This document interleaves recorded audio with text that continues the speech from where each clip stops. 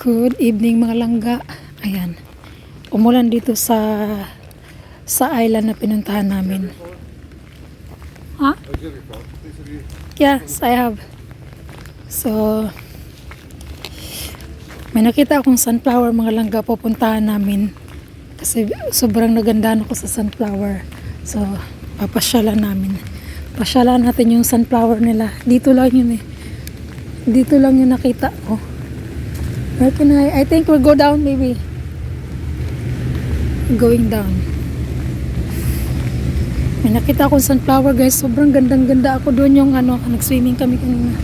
Ayun oh. Come here. Tchadan! Sunflower. Oh my God. Ayan oh. Kita nyo guys. Oh, see? Oh my God. Pa-picture muna kami.